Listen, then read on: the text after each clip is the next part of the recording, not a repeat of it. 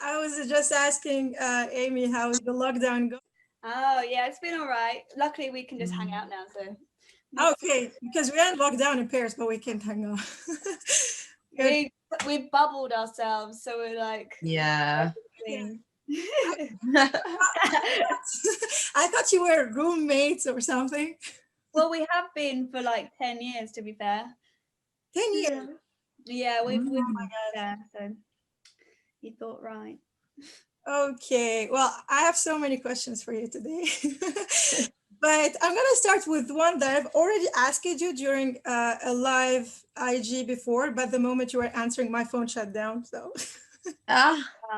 so which is about like the 333 Records. How did you end up signing to them? How did you meet Jason? What's the story behind that? So we played in Brooklyn at Afropunk about, was it 2 years ago? And he saw us, but we actually didn't meet because I just don't think the timings crossed, but he saw our show. And then probably a year later, he hit us up and he was like, oh, I love what you guys are doing. And then he was just telling us about kind of the idea of the 333 Wreckords Crew. And we were just like, yeah, it sounds great. And then probably like 6 months after that, then he was like, you know, I want to make this actually a kind of official crew thing. And yeah, we were just like, we'd love to be a part of it. It's a great kind of community and collective. So yeah.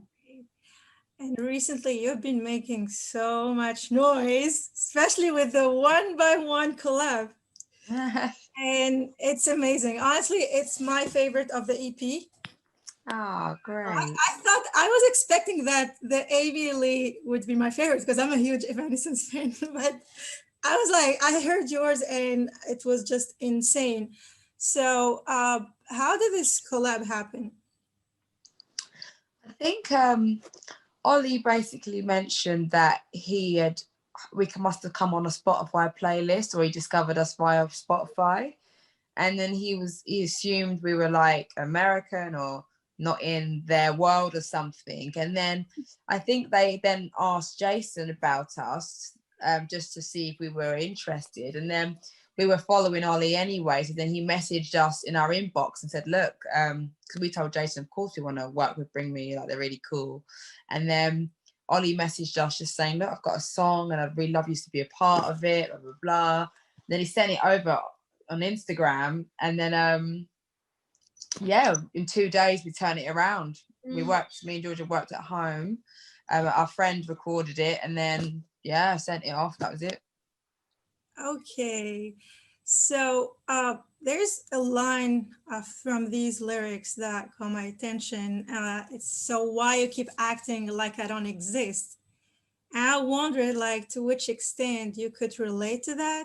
Do you, of women of color in the music industry, did you feel that way? Like, why you keep acting like I don't exist for in the past 6 years? I think to some extent, like, you know, when we first started out, people were like, what box can we put them in? Because they don't look like, you know, the bands that are out at the moment. They were like, oh, are they urban just because, you know, we're of color? And they were confused. They were like, how can they be heavy and be on the kind of rockier playlist? But then they look at different to what we know what rock is. So I think in that sense, yeah, and I guess every like POC alternative band feels like that. But I think the BLM movement really pushed forward the alternative scene in a really strong way. And like we've discovered so many more bands, and people are definitely more attuned to the PLC alternative scene in general, which is really good. Okay, so speaking of feeling like not really getting enough recognition, especially, I mean, we all agree that this racism in the rock and metal scene exists. I mean, I've read the interviews. I had no idea, honestly, about this before. So that's why it was important, like, to know bands, POC bands that speak about this, because many people would assume that unless there is hanging people outside or killing them, then racism is not there. But I see that there is not enough women of color on stage in the rock and metal scene, not enough color backstage, but also not enough color in the crowd. And that's a big question. And learning that rock music roots is from Black people, what happened in that gap? Like, why today we don't really see enough color in the crowd? Like, and honestly, I go to many shows. It's rare that I see people of color coming to a rock show. Why is that, in your opinion?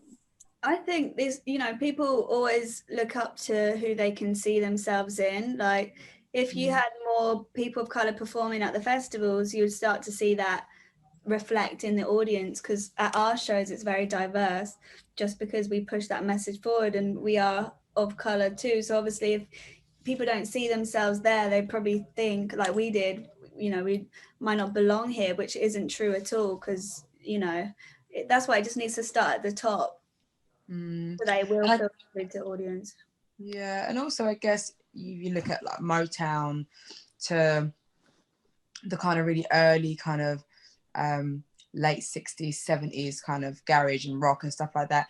People adopted culture, took inspiration from the underground, which was obviously a lot of people were looking to Motown records and things like that, because that's what was fresh and it was exciting, it was new, but then they couldn't be represented on the radio in that way, you know, so it had to be, I guess people would use the word whitewashed, you know, so, and I think from that history, no one ever gave credit to the people who did pioneer it, like people like Sister Rosetta Tharpe and many other, there was lots of women actually who pioneered that scene, as well as men. And I think people didn't mention to give them any credit. And then it suddenly was like, oh, this is obviously, you know, Led Zeppelin were this and, you know, this, and these are the bands people consider who not invented rock and roll, but that's the heritage names that people talk about, but no one talks about Elvis. before that. Elvis, you know, but there was people like Death who were like, you know, doing fucking punk music before its time, you know. They did punk before they even knew it was punk. Yeah. So ahead. They were so ahead, and people just don't mention them, you know, and then people assume that Black people had nothing to do with the culture, but punk was a movement because people needed a voice, they needed places to play. But, you know, Black people were a part of that. Again, we don't get a mention there. So you can understand maybe why people think, oh, it's not for Black people, because they don't see them there. It's been erased from history, but now we have information, so we should know better. And I think so going forward, we should be opening up the space just to different types of people from any walk of life, because music is a unifying process. It shouldn't be your skin color or where you're from that, you know, determines what genre you're going to be in. You know, you just, it has to be genuine, and obviously you need to understand your history, but, you know, we can do whatever we want to do. You know, we're not just R&B and hip hop. Yeah, I mean, kind of, it's weird that everyone's trying to put artists and bands in some boxes. So just because you're Black, then you're hip hop or rap. What are you doing here? And yeah, that's kind of, it's weird, because to me, honestly, I'm not even European. I'm North African, so I didn't know about many of these issues, and it was still like I've never seen or known bands of color my entire life. Like I grew up with bands that are all like looking similar. And the first time I was at the Bring Me Horizon show and Fever came, I didn't know them. And then I saw Steven especially, and I was like, what? Oh my gosh, there is a rock guitar player who is Black. And that was like surprising for me, because I've never seen that before. I'm not sure they were. And I even had once a conversation with a colleague during my internship where we were talking. She was Black French, and she told me, we don't have that, this style of music you listen to, this screaming, like in our community here, especially in France, like Black people don't do that. And I was like, no, I'm sure. And I tried to type on Google to see if there are any bands, and I couldn't find anything. It was like, I think I found one YouTube link to like where it's mentioned some POC bands in rock and metal. So this is to say, I was impressed by the playlist you made, Voices for the Unheard, and Oh, wicked. it's amazing. And it's such a shame because when I saw it, there were only like three bands that I know. Mm. So that was important. Like the list is so long, and there are so many artists and bands that we don't know. And now it's for us like a reference. Like we are trying to interview most of the people of that list. Oh, wicked. Yeah, No, that's really great, I because mean, that's what we hoped for the playlist, that people would actually, there's evidence that there's great bands out there that people are sleeping on because they don't fit the genre to what, you know, exactly. society says. That's why I was like, that's also not. I mean, I felt ashamed when I was like, I don't know most of these people, but then I was like, it's not our fault, the fans, because it's the media, promoters, people. Nobody speaks about them, so that's the problem. And you are doing a great job giving some representation to bands like this.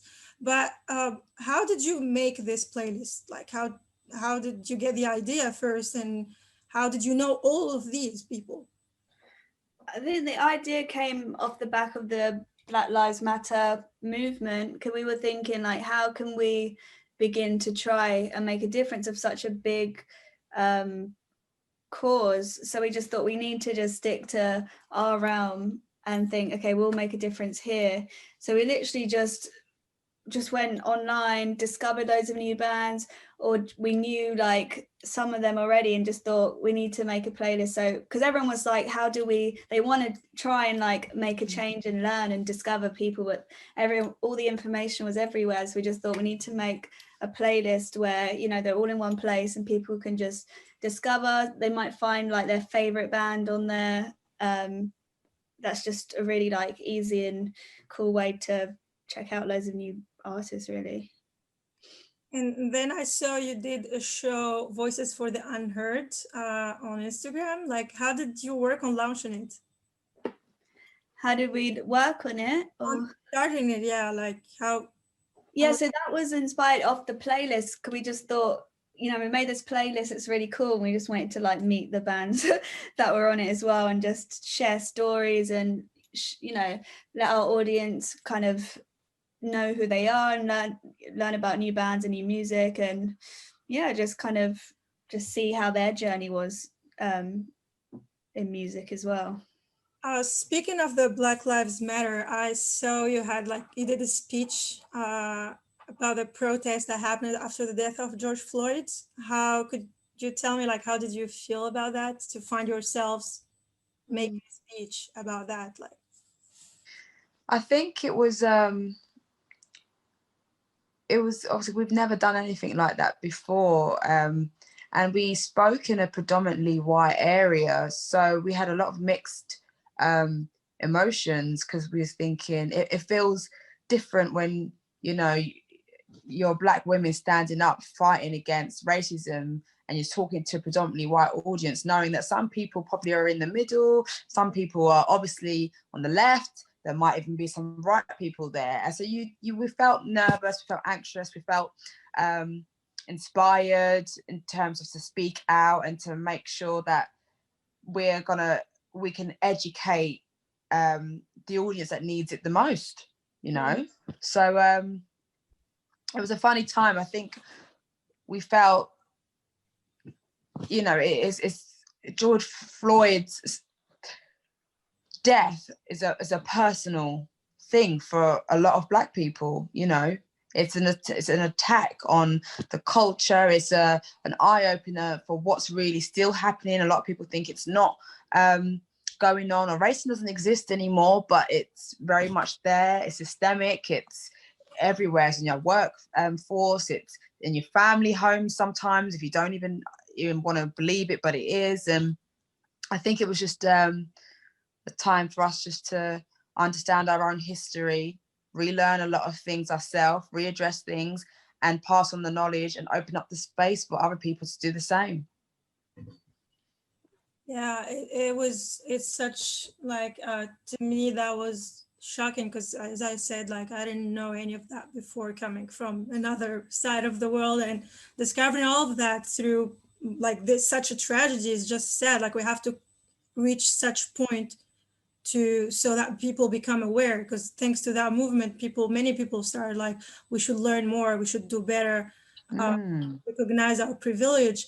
But the things like with that movement, and especially bands like you who are giving a voice to the unheard, as you said, and you speak about that, you're not only giving representation to the Black people, I believe you're also doing more than that.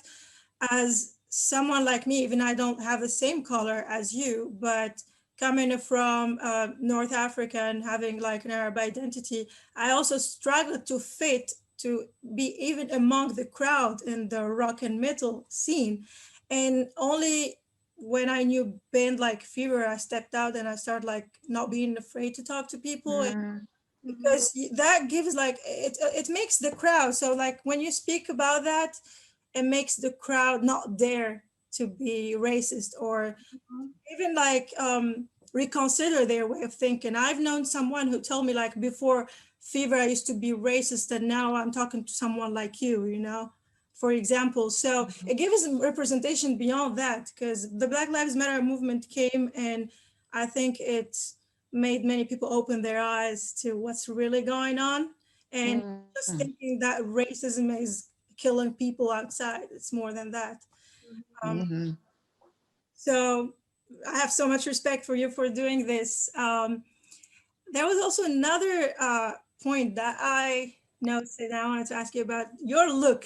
I love your look, your makeup, your style, everything. That's thank you. for real.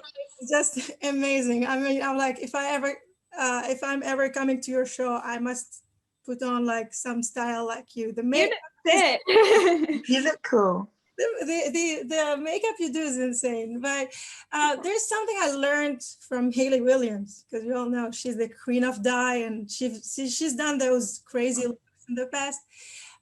She usually says that hair color can be a way of self-expression.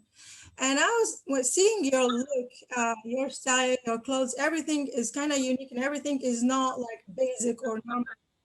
Is this like your way of expressing yourselves in a way to say, hey, you cannot ignore us anymore. We are not invisible. We are here. And we, no, I don't know if I am like linking both things, but I believe that the way we represent ourselves is also a way of, I mean, that's self-expression, but your look also, if I see you in a festival, I cannot say, I can only remember you. See what I mean? Oh, thank you.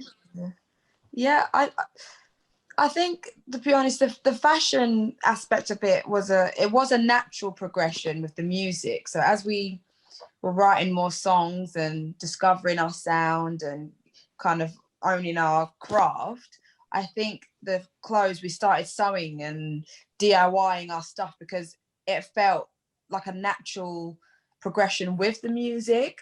But I think as we learned a lot and discovered our position and how people react to our music, or the positives and the negatives, I think the more bold we became, more bold and less, I mean, more unapologetic. It was like, well, we're going to wear what the hell we want. We don't care if people think this about us or think that. We're going to make loud, gnarly music, and we don't care if it doesn't sound nice, because it ain't meant to sound nice, you know. Where I think, and the more we kind of stopped caring, the more we just, you know, went more with it. It was just natural, you know. We thought, fuck it.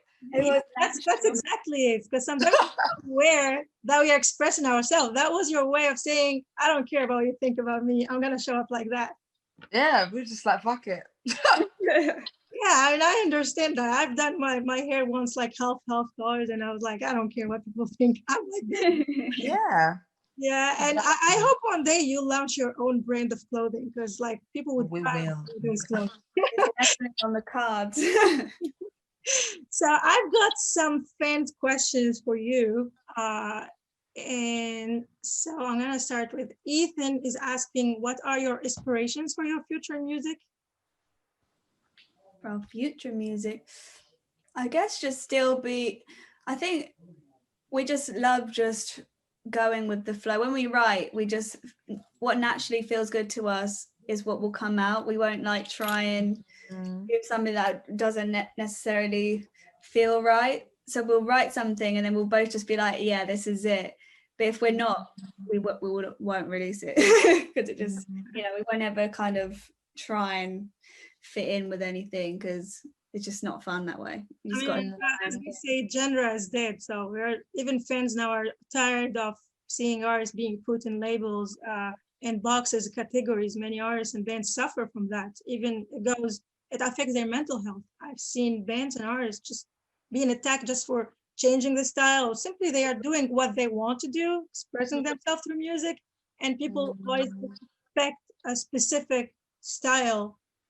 Yeah. I think it's difficult for especially the bigger bands as well, because once you come out a certain way, people do expect you to be like that forever, and they don't necessarily always give you the room to grow. We all evolve as humans, we're continuously growing. I don't think we ever stop. So it's the same with your music or your creativity and the things that you like. So I think it is difficult, but you just have to stay kind of strong and not listen to the negativity. Because I think what we're learning as we're coming into a new area, we're just like, well, you know, some people are going to like what we do, some people are not, but that's okay, you know. And there's trolls, there's internet bullies out there, but you just don't listen, you don't pay them any attention, you know. And I think that's with anything as well, no matter if you're a musician or you're like going to school, like someone's always going to have something to say about you. And so you literally, as long as you know, love what you're doing and you really believe in what you're doing, no matter if it's, I don't know, writing an incredible essay or making a tune, it's all the same. Just, you know, don't listen to people. It just doesn't matter at the end of the day. Totally. Second question is from Georgia. So what has been the inspiration behind your music, and are you working on anything new?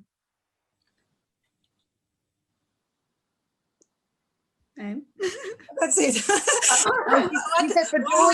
What has been the inspiration? My name is Georgia. No, I was reading the question of a fan named Georgia also. Yeah. Oh, sorry, I didn't mention that. Her name is Georgia Rose, so it's not you. I thought you said this is for Georgia. I was just like. What has been the inspiration behind your music, and are you working on anything new? Yes, so it varies. So I guess we're just literally at the moment we're writing because it's lockdown and we're actually enjoying writing. And the inspiration is just, I think it's just real life. We're kind of commenting on what we see, we're playing what we feel. I think we've just, a lot's happened this year to so many people in different ways, and I think whether it's political, whether it's personal, all of that is going to be really interesting. It's going to feed into a lot of people's music, you know. And yeah, I guess we're just enjoying having the time to be able to focus on it more than we'd usually focus on. Really nice. Yeah. It's not having everyone is saying it that this virus, the only advantage of it's like the huge wave of creativity that it brought to artists, and we see lots of new music coming, especially recently. No, there's going to be some flood. No, it's cool though, because ordinarily we'd have to like write it in the middle of tours and we'd be so tired, but now we're just like wake up, have a leisurely writing session. So it's been good.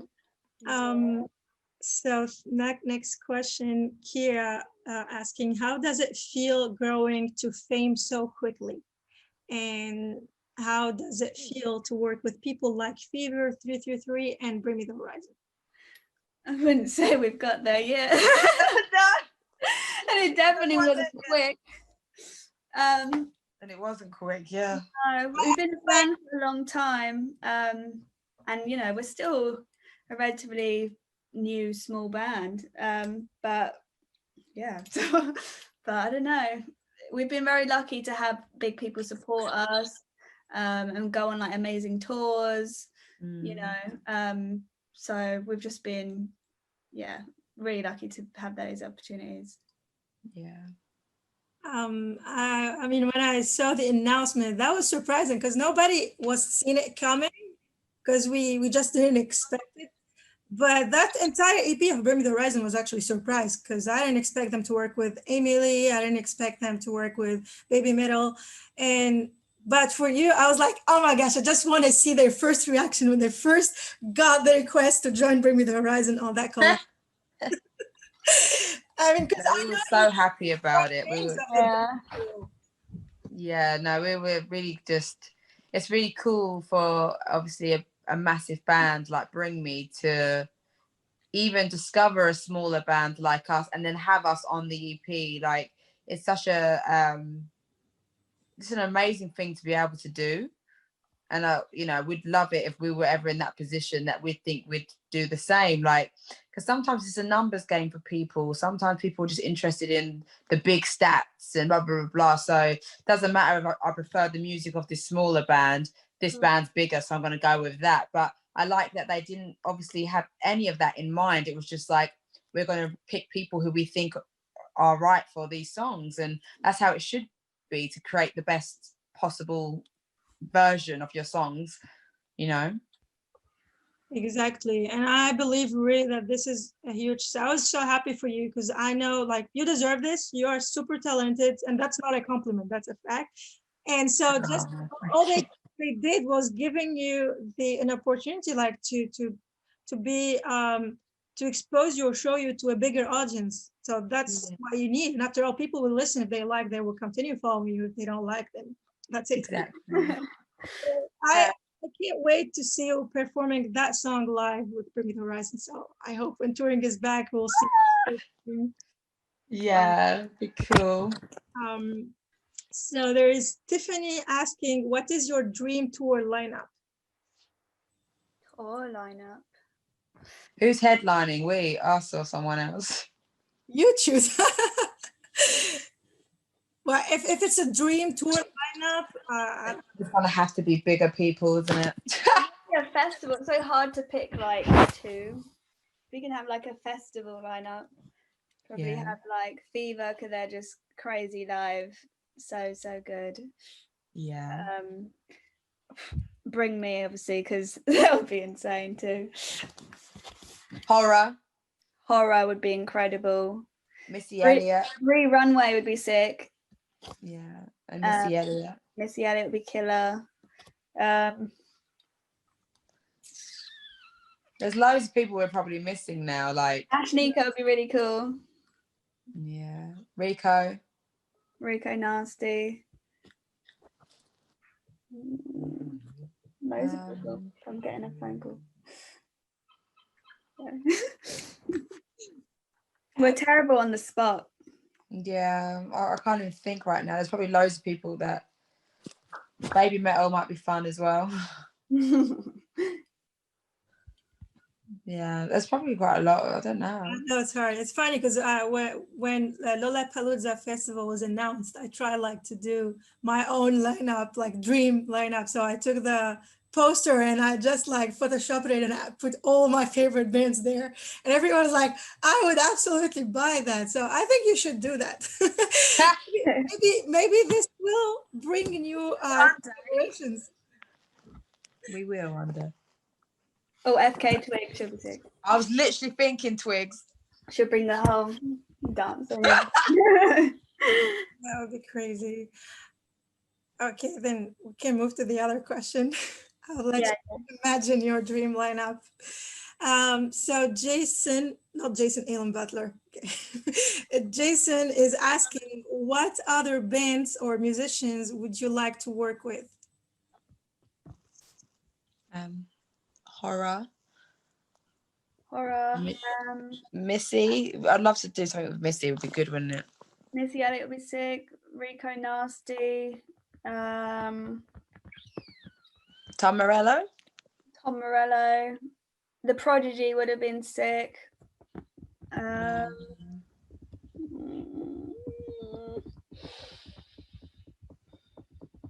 hard on the spot. Chasing Status would be interesting. Sorry, I'm bringing you some hard questions.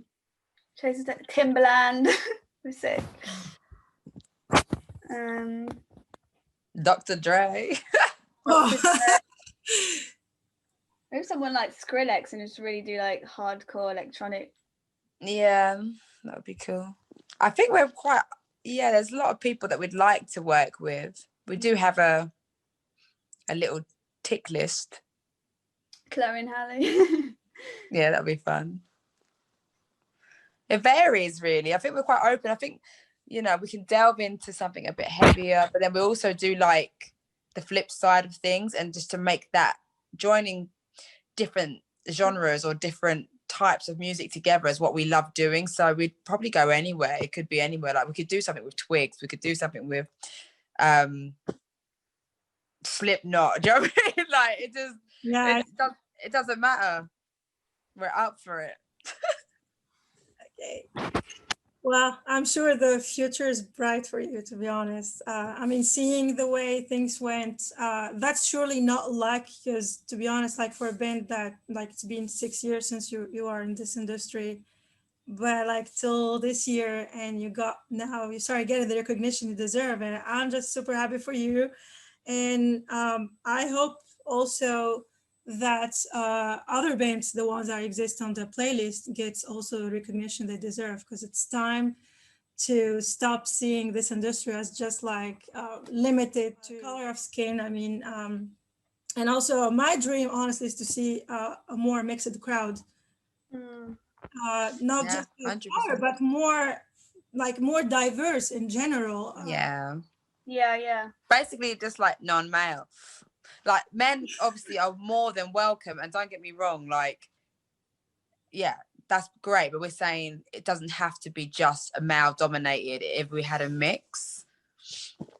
Yeah, exactly. And that's a good healthy mix. I read once an article about that. Like it says that when bands with female vocalists have like more or higher percentage of attracting females in the crowd, it's kind of like that. It's like we feel, okay, there is a woman there, we can come. Yeah, exactly. Yeah, exactly, because you reflect, the audience reflects of what is on stage. So true, but also bands that speak about sexism. So when I go to Fever, like going as a girl, going to a Fever show, seeing that craziness, and the mosh pits, the stage diving, etc., like girls can feel usually unsafe because of that. I mean, I've been to some festivals, and like if you get hurt or you complain, a guy would look at you and be like, "What are you doing here?" It's like it's your fault. Yeah. When I see them, like Jason on stage, many times he would like stop and like he would talk about sexism and insist that take like notes. There are women here, take care of them, and like, he's very good at that. He's great. He's got a super mixed crowd. He had like women of color, men. It was so diverse. Non-binary, just everyone. It was just a nice, diverse. And it's that message you put out. If you put out that message, then you're going to attract a diverse crowd. So it's really on the band to promote, good. Yeah. Exactly. That's why it's important for bands today to use their platforms to spread such messages, because I feel there is a change happening, to be honest, especially with like recently. I see the difference in the ways fans speak. So that's important. And I especially, like, as I said, I am not European, I'm not American, I'm not Canadian. I'm just like a girl from North Africa who came here 3 years ago, and I tried to fit, and I faced that kind of discrimination. I mean, I've heard stuff like people don't notice in the beginning because of my skin, like they think I'm French or whatever. And the moment I mention that I'm like North African or Arab, people will be like, what are you doing here? And I've heard that sort of stuff, So now I only feel safe when like with like bands like Fever, because just started that conversation, Yeah, of course. Exactly. And that's what it's about, opening up the space. and just making people feel comfortable and represented, because that's the true reflection of our society that we're living in, you know. And at the moment, it's, you know, everyone's been sold a lie. So yeah, things are changing, and there's loads of great acts, loads of great bands, there's non-musical people who are just pushing forward to make that change happen. And it might not necessarily be, we'll be a part of the movement, and hopefully people will be able to benefit from it in the future. And maybe we'll drop the labels and people can just be, because that's how it is, and we don't all have to be like, because we're still boxing ourselves really, but that's because we have to at the moment, you know. Yeah, it's like protecting oneself, you know, when one feels especially discriminated, or when there is racism. And that's why I understand when I see Black people always coming like as a community. Also, I studied with Asian people at university, and I saw they would be like all together. And that's like unconsciously, it's a way of like, they feel they're discriminated even without seeing the signs, because there is discrimination. So unconsciously, well, just meet, gather together, and that's the problem, because there is discrimination, racism, and phobia. Yeah, 100%. There is. Keep breaking down them barriers, and you know, and moving forward. And that's all we can do is to do our best to kind of, you know, break and face them challenges, you know, kind of break the mold. So that's all we can do, and that's what we're going to keep doing until we fucking get there. You're rock, girls. So that's the end of the questions. I am so thankful that you accepted our request for the interview, and happy to have you. Thanks for always supporting us. Thank you so much. So thank you so much. I hope you enjoy the rest of your day, and I hope to see you when touring is back, because I was supposed to see you in March. Oh, I know. I know. We next year, fingers crossed, touching some wood. Touching wood. I'm hitting wood.